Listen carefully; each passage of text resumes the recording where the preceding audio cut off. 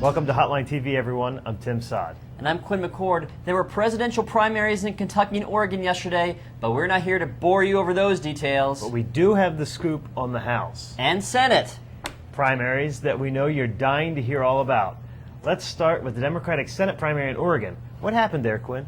Well, good old Steve Novick, 4'9", with the hook for the hand.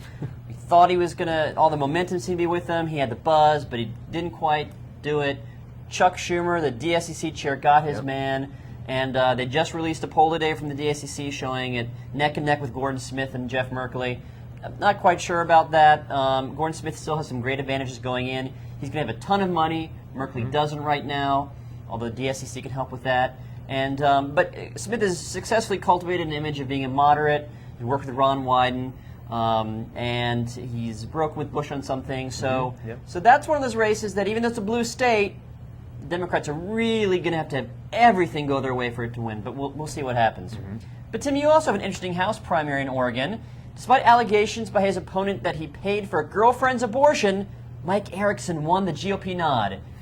Now, does it help or hurt him that he might have paid for a girlfriend's abortion? Can you analyze this for me? Well, I don't want to get into those details, but I will tell you that he was helped out significantly last night by Oregon's process, which is a mail ballot process.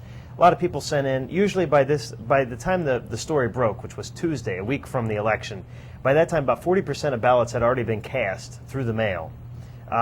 And most of the time, by Thursday, by the time the news had gotten out whole, most people had already sent their ballots in by mail. So that helped Mike Erickson by the fact that most people that hadn't even heard the news yet. So I wonder if there is buyer's remorse in Oregon. But Republicans now are left with a very weak opponent who still really hasn't answered the allegations in front of him properly, I don't think, and will be forced to during a general election in a district, one of the few districts they can actually go on the offensive in an open Democratic seat. There's only two of them. This is one of them. And they start off in a little bit of a bad shape. Well, it's a house race right out of Fast Times at Ridgemont High. I love that movie. That's right. Quinn, what can you tell us moving down to the south in Kentucky in that Senate primary? Well, this is another state where you have the DSCC got who they want in Bruce Lunsford. It wasn't a tight race. He was always going to win the primary probably. But again, Mitch McConnell's such a good campaigner. He's already done everything right. He spent lots of money. He still has a ton of money. He's running pretty good ads on what he's done for Kentucky.